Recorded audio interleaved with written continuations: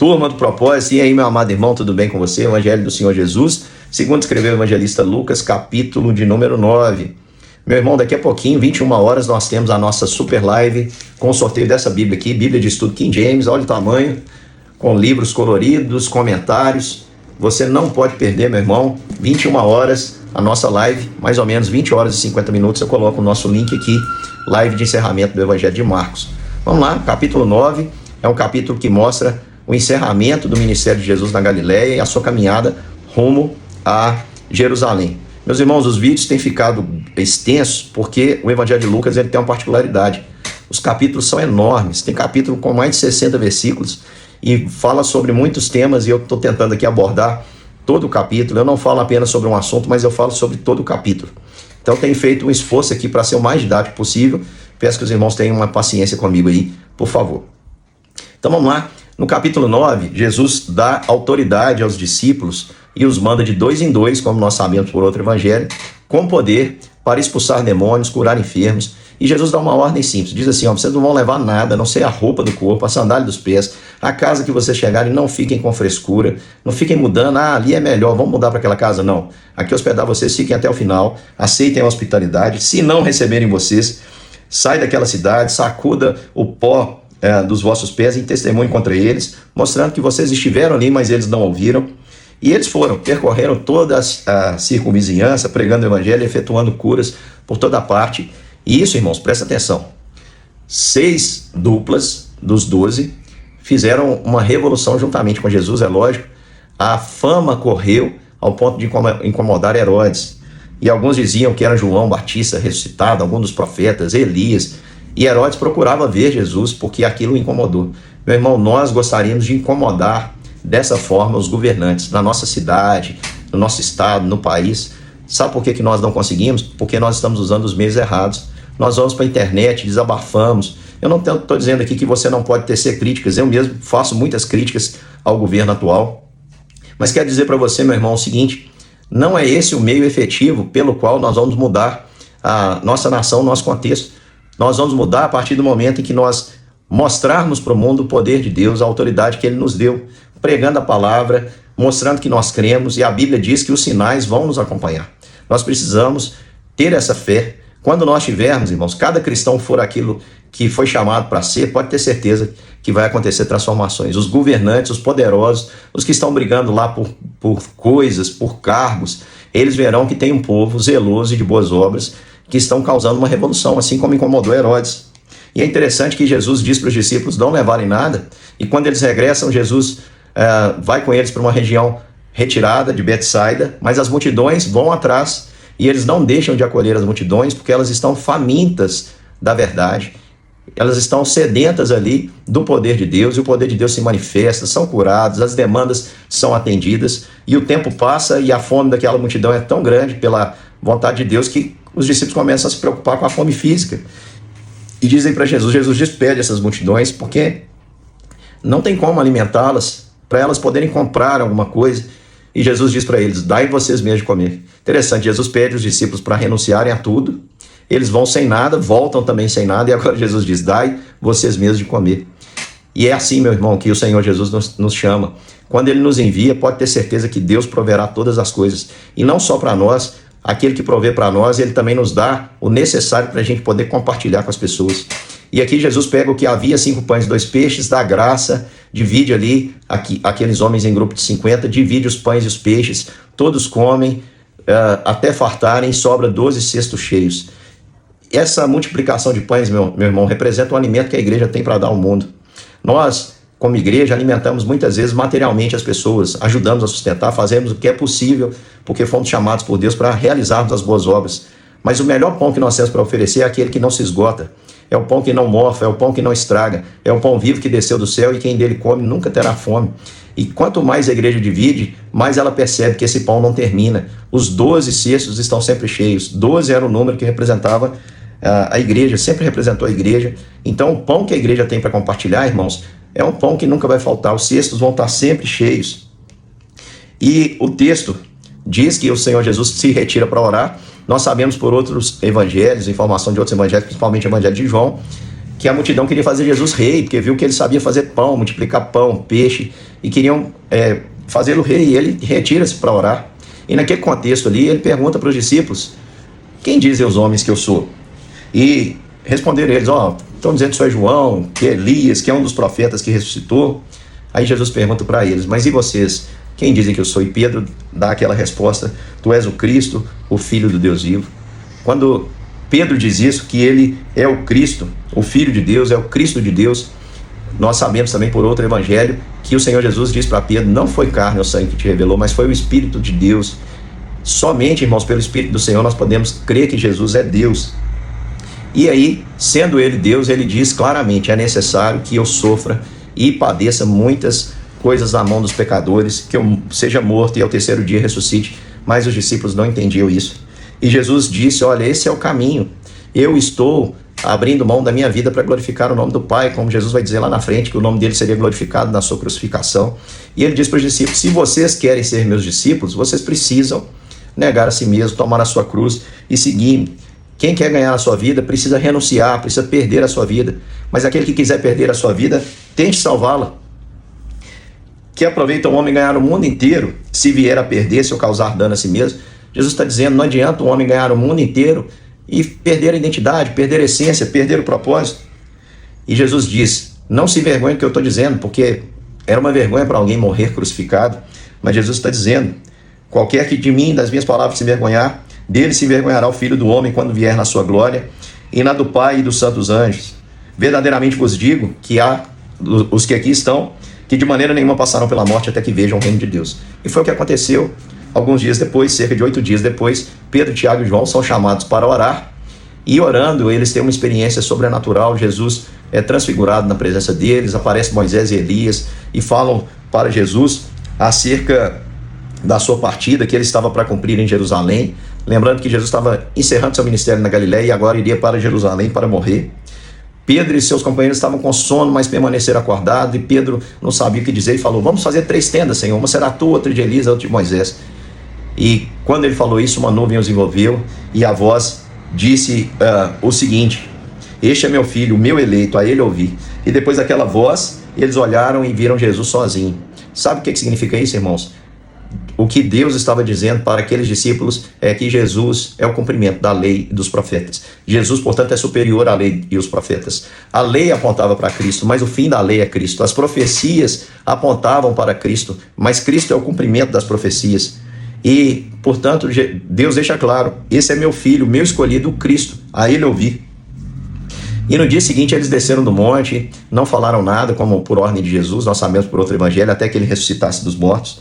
E quando eles descem, eles encontram os discípulos que haviam recebido a autoridade do Senhor, nesse mesmo capítulo, sem conseguir expulsar o demônio de uma criança. E o homem então grita: Senhor, trouxe meu filho, ele está endemoniado, tem convulsão, o demônio tenta matá-lo, mas seus discípulos não puderam expulsar. E Jesus diz: ó geração incrédula e perversa, até quando estarei convosco e vos sofrerei? Traz o teu filho. Por que Jesus diz geração incrédula e perversa? Porque para expulsar aquele demônio, meu irmão, era necessário que eles crescem. Crer é um atestado, é uma admissão de que eu preciso de ser salvo, eu preciso do poder de Deus, eu preciso de outro. Mas os discípulos foram tomados por uma certa autossuficiência, por um sentimento de grandeza. É por isso que Jesus, em outro evangelho, diz para eles que eles não puderam expulsar esse demônio, porque só expulsa por meio de oração e jejum, que é um símbolo da dependência. Mas Jesus cura aquele menino e o entrega ao Pai. E todos ficaram maravilhados ante a majestade de Deus. E Jesus, de novo, ele prediz a sua morte. O texto diz que ele diz assim: como todos se maravilhassem de quanto Jesus fazia, disse aos seus discípulos: vocês estão maravilhados comigo, mas é necessário, fixai nos vossos ouvidos. Ele diz: fixem nos vossos ouvidos que eu vou dizer. O Filho do Homem está para morrer, está para ser entregue nas mãos dos pecadores. Eles, porém, não entendiam isso, e isso foi encoberto, e eles não ousavam também perguntar a ele. Então, olha só o que aconteceu. Levantou-se entre eles uma discussão. Preste atenção, irmãos. Jesus dizendo, o texto que fala sobre renúncia, Jesus manda os discípulos abrir mão de tudo, não levar nada. Mesmo não levando nada, Jesus diz: dai vocês a comer essa multidão. Depois de uma uma transfiguração. Jesus disse que ele precisava morrer e os discípulos ainda estão discutindo, porque ainda estavam impressionados com o calor da multidão que queria fazer Jesus rei. Estão ali discutindo para ver quem era o maior no reino dos céus, quem era o melhor dos discípulos, quem ia ser o braço direito de Jesus quando ele fosse rei. E Jesus vai dizer assim: quem receber essa criança, pega uma criança e diz: quem receber essa criança em meu nome, a mim me recebe. E quem recebe a mim, recebe aquele que me enviou. Porque aquele que entre vós for o menor de todos, esse é o que é grande. Presta atenção no que Jesus está dizendo. Você quer ser o maior no reino dos céus? Sabe aquela pessoa que não pode lhe retribuir de forma alguma, o menor de todos? Seja servo dele, porque servindo a ele, você está servindo a Cristo. E é por esse critério que Jesus julgará. Lá um dia ele vai dizer para você: olha, venha o bendito de meu pai, eu tive fome, você me deu de comer, eu tive sede, eu estava necessitado e você atendeu minhas necessidades. Jesus está dizendo: quem recebe uma criança, a mim me recebe, e quem recebe a mim, recebe o Pai que me enviou. Você quer ser o maior de todos? Seja aquele que se dispõe a servir o menor de todos, e você será grande. E aí, irmãos, como os discípulos não entenderam nada, Jesus acabou de falar isso. E João, não dá para entender João falando um negócio desse, irmãos. João vai e diz, no capítulo passado ele falou que queria, aliás, neste mesmo capítulo ele vai pedir fogo para queimar, mas olha o que João diz, o apóstolo do amor, falou: Senhor, nós vimos ali alguém que estava expulsando o demônio, não segue conosco, e proibimos, e Jesus disse: não proibais, porque quem não é por mim é contra mim. Esse trecho, irmãos, é um tapa no rosto nos dias que nós estamos vivendo. Tem muita gente achando que Jesus só pode ser servido na sua denominação. Isso é um absurdo, é uma bobeira. Nós somos irmãos, apesar de muitas vezes termos algumas opiniões teológicas diferentes, nós somos irmãos, uma só fé, um só Senhor, um só batismo. Estamos juntos para fazer o nome do Senhor conhecido no mundo, meu irmão. E tem gente brigando, muito mais parecido com fariseus do que com o Senhor Jesus, querendo formar um clube fechado, se orgulhando, achando que o seu conhecimento teológico o faz mais cristão que os outros. Meu irmão, seu conhecimento não é nada. Eu quero dizer isso para você: para de coar o mosquito e engolir o camelo. Você precisa ter misericórdia. Muito mais do que seu conhecimento, o que Jesus quer é misericórdia, é demonstração prática de amor e de serviço. Então, a gente precisa ter menos girinos. Tem muita gente com a cabeça, igual girino, uma cabeçona, sabe muita coisa, mas o corpinho bem atrofiado, sabe por quê? Porque não coloca em prática. Então, preste atenção, meu irmão. Uma religião sem prática é um farisaísmo que Jesus condenou. Continuando, Jesus, diz o texto, que completado o tempo, ele decidiu firmemente ir para Jerusalém, e ele decidiu passar antes de uma aldeia samaritana, pediu os discípulos para prepararem, mas os samaritanos não quiseram recebê-lo, porque ficaram enciumados, irmãos. Conheciam Jesus. Não é que eles não queriam Jesus ali, mas eles queriam Jesus para eles. E havia uma disputa. Jerusalém era o local onde os judeus diziam que deve adorar. Já os samaritanos diziam que era no Monte Gerizim. Havia uma disputa. E como perceberam que Jesus estava indo para Jerusalém, porque Jesus vai morrer num período de festa em Jerusalém, de adoração em Jerusalém, da qual os samaritanos não podem participar, eles então impediram Jesus de entrar. E João novamente, o seu irmão Tiago, fala: Senhor, não quiseram te receber, só quer que a gente manda fogo do céu para consumir. E Jesus falou assim: vocês não estão sabendo de nada, vocês não entenderam nada. É difícil para a gente ver João, o apóstolo do amor, pedindo isso. Como é, meu irmão, que o Espírito Santo muda o indivíduo, como é que a vida cristã, ao longo do tempo, as experiências vão mudando. Esse irmão vai dizer depois: amados, amai-vos uns aos outros, porque o amor vem de Deus, e todo que ama é nascido de Deus e conhece a Deus, mas aquele que não ama não conhece a Deus, porque Deus é amor. Mas aqui ele queria pôr fogo nos samaritanos. Jesus diz para ele: vós não sabeis que espírito sois. O Filho do Homem, ele não veio para destruir as almas dos homens, mas para salvá-la. Então, tem cristão que parece que tem prazer na perdição do outro, tem prazer em ver o outro se dar mal. Meu irmão, isso não pode ser assim. Nós não podemos ter esse espírito. Nós temos que ter o espírito de Jesus e o desejo de salvar os homens e não destruí-los. E Jesus mostra ainda, para terminar, que de fato a vida com ele é uma renúncia. Ali um empolgado diz: Senhor, eu vou te seguir para onde quer que for. Jesus diz: pensa bem, as raposas têm seus covis, as aves dos céus o ninho, mas o Filho do Homem não tem onde reclinar a cabeça. Sabe o que ele estava dizendo? Pensa bem, porque seguir a Jesus é renúncia. Você não tem garantia, meu irmão, você é guiado pelo Espírito. Hoje você está aqui, amanhã você não sabe para onde o Senhor vai mandar você. O Filho do Homem não tinha onde reclinar a cabeça, não sabia nem onde ele iria dormir aquela noite. Afinal de contas, a aldeia dos samaritanos não quis receber. E diz para ele: você quer? Esse é o preço. Você quer seguir a Jesus, meu irmão? Esse é o preço. Depois, Jesus disse a outro: segue-me. Jesus convida.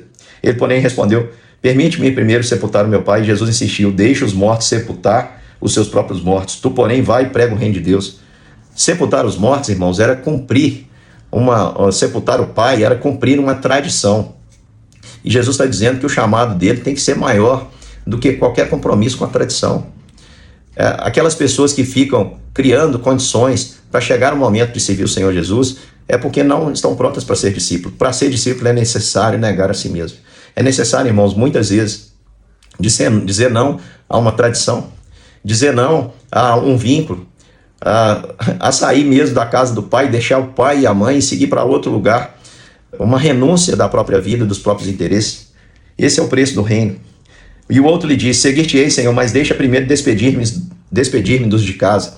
Despedidos de casa era pedir, muitas vezes, a aprovação, a bênção da mãe, do pai, dos parentes. E Jesus disse: ninguém que tendo posto a mão no arado, olha para trás, é apto para o reino de Deus. O que Jesus está dizendo é que aquele que recebe o chamado da minha parte, mas precisa da validação de qualquer homem, vai consultar carne ou sangue, não está apto para o reino. Qualquer que põe a mão no arado e olha para trás, não é apto para o reino de Deus. Meu amado irmão, eu queria terminar dizendo para você de uma maneira bem objetiva nessa conclusão o seguinte: a vida daquele que crê no Senhor Jesus é um chamado que exige renúncia e confiança, fé na providência de Deus. Creia nisso, meu irmão, creia. É uma vida de serviço. Falando assim pode parecer que é algo muito ruim, mas vou dizer para você o seguinte, meu irmão, é algo maravilhoso, é a maior de todas as jornadas e é o maior de todos os privilégios. Que Deus te abençoe e até daqui a pouquinho para mais um capítulo das Escrituras.